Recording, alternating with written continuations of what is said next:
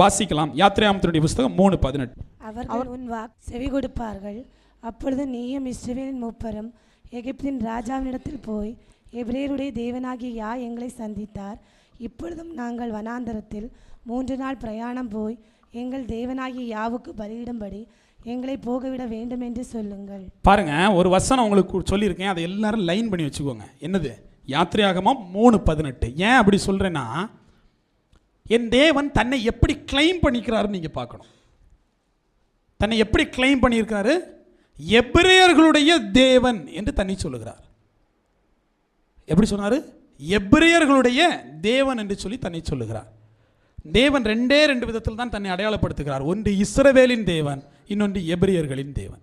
ஒன்று தேசத்தினூடாக தன்னை அடையாளப்படுத்துகிறார், நான் இஸ்ரவேலின் தேவன். இன்னொரு மொழியினூடாக தன்னை அடையாளப்படுத்துகிறார், நீ எபிரேயர்களின் தேவன். அப்போ இப்போ கஷ்டம் நமக்கு வரும். அப்போ இந்தியர்களின் தேவன் இல்லையா? அப்போ தமிழர்களின் தேவன் இல்லையா? மொழி ரீதியாக பார்த்தா தமிழர்களின் தேவன் இல்லையா? தேசம் ரீதியாக பார்த்தா தமிழ்நாட்டின் தேவன் இல்லையா? என் தேவன் உங்களை தமிழர்களாக இருந்து என்னை வழிபடுங்கள்னு சொல்ல என்ன சொன்னார்? ஆவிக்குரிய இஸ்ரவேலராக நீங்கள் மாறுங்கள் என்று சொல்லுகிறார். ஏன்னா யாக்கோபுகளாக இருக்கக்கூடியவர்களை இஸ்ரவேலாக என் தேவன் மாற்றுவார். இதுவரைக்கும் இந்த தேசத்தில் தான் நம்ம இருக்கிறோம். ஆனால் என் தேவன் இங்கே இருக்கக்கூடியவங்களே எப்படி மாற்றுறாரு? ஆவிக்குரிய இஸ்ரவேலாக மாற்றுகிறார். அப்போ ஒரு மாற்றம் தேவையா இல்லையா? அல்லேலூயா. அந்த மாற்றத்தினூடாக தான் தேவன் உங்களையும் என்ன பண்ணணும்? வழி நடத்தணும். நான் தமிழராக இருப்பேன், எபிரேயர்களின் தேவனை ஏற்றுக்கொள்ள மாட்டேன். பைபிள் சொல்லுது தன்னை எபிரேயர்களின் தேவன் என்று சொல்லி அடையாளப்படுத்துகிறார். ஒரு இடத்துல இல்லை. அடுத்த வசனம் வாசிங்க. யாத்திராகமம் 9:5 வாசிங்க. யாத்திராகமம் 9:5. மேலும் நாளைக்கு யா இந்த காரியத்தை தேசத்தில் செய்வார் என்று சொல்லி யா ஒரு காலத்தை குறித்தார் என்றும் எபிரேயருடைய தேவனாகிய யா சொல்கிறார் என்றும். எபிரேயர்களின் தேவனாகிய கர்த்தர் என்று சொல்லி அங்க இருக்கு இல்லையா? கர்த்தர் யாரா? எபிரேயர்களுடைய தேவனாகிய கர்த்தர். இப்படி பல அடையாளங்கள் எனக்கு காட்ட முடியும் பைபிள் முழுக்க. அவர் ரெண்டு விஷயம் தான் கிளைம் பண்ணுவார். தன்னை இஸ்ரவேலின் தேவன், தன்னை எபிரேயர்களின் தேவன். இஸ்ரவேலே கேள் உன் தேவனாகிய கர்த்தர் ஒருவரே கர்த்தர். அப்படி தானே இருக்கு. தமிழர்களை கேளுன்னு இருக்கா? இல்லை. அப்போ நம்ம இதில் சண்டை போட்டு பிரயோஜனம் இல்லை. நம்ம சிந்திக்க வேண்டியது, அவர் பிறந்தது இஸ்ரேல் நாட்டில், அவர் பேசியது எபிரேய மொழி, அவரை நான் ஏற்றுக்கொண்டனே தவிர அவர் இங்கே பிறக்கல. அவருக்கு நான் பேர் வைக்க நான் அவருடைய தகப்பன் இல்லை, அவர் எனக்கு பேர் வைக்கணும். யாக்கோபுக்கு பேர் வச்சது யார்? அவர். இங்கே நம்மளே அவருக்கு பேர் வச்சுக்கிட்டு இருக்கோம். பார்த்தா சிரிப்பாரா இல்லையா? ஆபிரகாமுக்கு பேர் வச்சது அவர், இங்கே நம்ம அவருக்கு பேர் வச்சுக்கிட்டு இருக்கோம். ஈசாக்குக்கு பேர், சாராளுக்கு பேர் வச்சது அவர், இங்கே நம்ம என்ன பண்ணுறோம்? அவருக்கு பேர் வச்சுட்டு இருக்கோம். பேர் வைக்கிறது நம்ம வேலை இல்லை, அது அவருடைய வேலை. அப்போ பேர் வைக்கிறத விட்டுக்கிட்டு அவருடைய பேரை என்ன பண்ணணும்? உச்சரிக்க ஆரம்பிக்க வேண்டும். தன்னை அவர் எபிரேயர்களின் தேவன் என்று சொன்னார். நீங்கள் வாசிக்கக்கூடிய எல்லாருமே, ஆபிரகாம் யாரு வேணா நீங்கள் எழுதி வச்சுக்கோங்க வசனத்தை மட்டும். ஆதியாகமம் 14:13 சொல்லுகிறது. ஆதியாகமம் 14:13 சொல்லுகிறது ஆபிரகாம் ஒரு எபிரேயன் என்று சொல்லி. ஆதியாகமம் 39:14 சொல்லுகிறது யோசேப்பு ஒரு எபிரேயன் என்று சொல்லி. யாத்திராகமம் 2:6 சொல்லுகிறது மோசே எபிரேயன் என்று சொல்லி. 1 சாமுவேல் 29:3 சொல்லுகிறது தாவீது எபிரேயன் என்று சொல்லி. பிலிப்பு 3:5 சொல்லுகிறது பவுல் எபிரேயன் என்று சொல்லி. உங்களுக்கு புரியுது இல்லையா? இப்படி பட்டியலிட்டே போகலாம். ஏன் எல்லாரும் எபிரேயனா இருக்காங்க? ஏன்னா அவர் பிறந்தது எபிரேய நாட்டில், அவர் தெரிந்து கொண்டவர்கள் எபிரேயம் பேசக்கூடியவர்கள், அந்த நாட்டில் அந்த நாட்டு மக்களிடத்தில் செய்த அற்புதத்தையும் அதிசயத்தையும் ஊழியத்தையும் நாம் விசுவாசித்து தமிழ்நாட்டில் ஆராதிக்கிறோம். அல்லேலூயா. இந்த அறிவு யாருக்கு வரும் தெரியுமா? குறைந்தபட்ச அறிவு இருந்தால் வந்துடும், ஆனால் இல்லை. இன்னொன்று, தேவ சித்தம் இருந்தால் வரும். அல்லேலூயா. எல்லாருக்கும் வராது. உங்கள் மீது என் மீது நம்மெல்லாம் பெரிய அறிவாளியா? அவ்வளோ இல்லை. தேவ சித்தம் நம் மீது இருக்குது, தேவனுடைய கிருபை நம் மீது இருக்குது, அவருடைய இரக்கம் இருக்குது, இவனை பரலோகத்துக்கு கொண்டு போனோங்கிற தெரிந்து கொள்ளுதல் இருக்குது. இவனை நேசிக்கிறேன் என்று சொல்லி தகுதியற்ற யாக்கோபை தேடி வந்தது போல உங்களையும் என்ன பண்ணார் என் தேவன் என்று தேடி வந்திருக்கிறார். ரெண்டே விஷயம். நான் ஆராதிக்கிற தேவன் யார்? அவர் எபிரேயர்களின் தேவன். நான் ஆராதிக்கிற தேவன் யார்? அவர் இஸ்ரவேலின் தேவன்.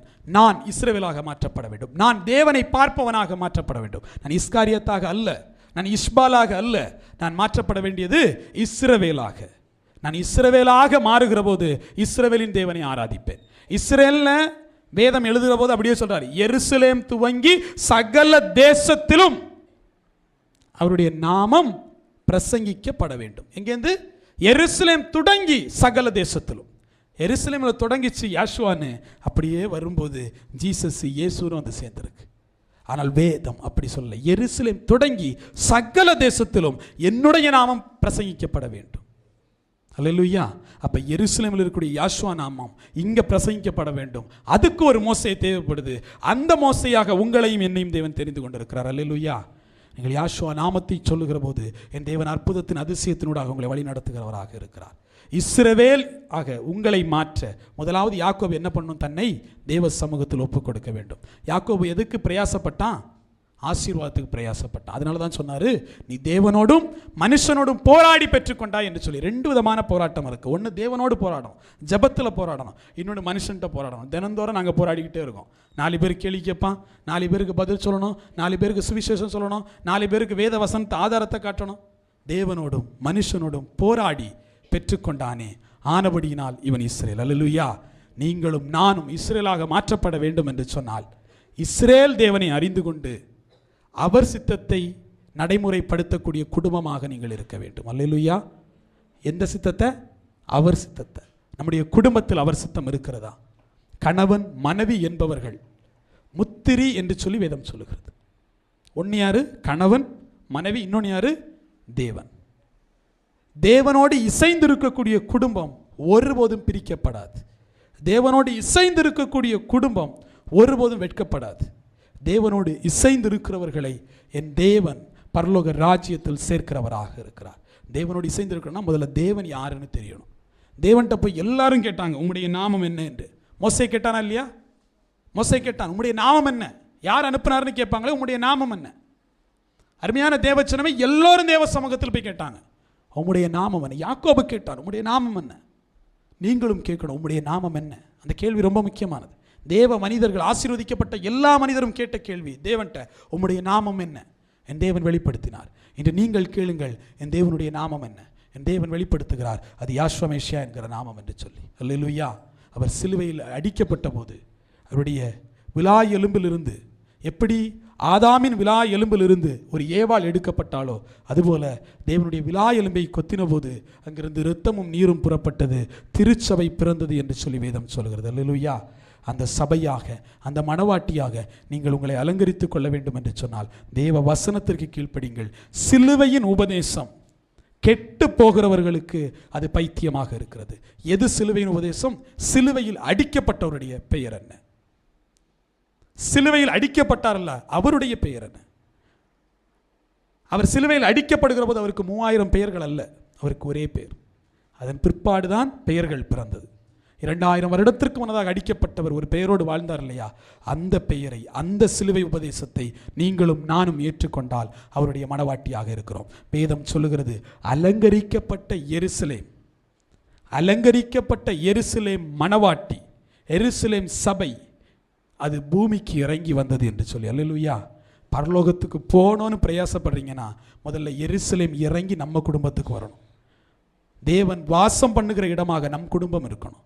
அப்பதான் இந்த எருசலேம், பூமியில் எருசலேமாக இருக்கிற உங்க குடும்பத்தை பேழையில் பாதுகாத்தது போல என் தேவன் அப்படியே என்ன பண்ணுவார்? பரலோகத்தில் பாதுகாப்பார். அல்லேலூயா. குடும்பமாக நீங்கள் பாதுகாக்கப்பட வேண்டும். நானும் என் வீட்டாருமோ என்றால் யாசுவாவை சேவிப்போம் என்று சொல்லப்பட்ட வேதவசனத்தின் பிரகாரமாக நீங்கள் தேவனுக்கு கீழ்ப்படிந்து நடக்கிற போது ஒரு ஆபிரகாமை போல ஆசீர்வாதத்தை சுதந்திரித்து கொள்ள முடியும். கீழ்ப்படிதலின் ஊடாக உங்களை பரிசுத்தமாக்கிக் கொள்ளுங்கள், உங்களை அலங்கரித்துக் கொள்ளுங்கள். தேவன் இந்த வார்த்தையினூடாக உங்களை ஆசீர்வதிப்பாராக. ஆமென்.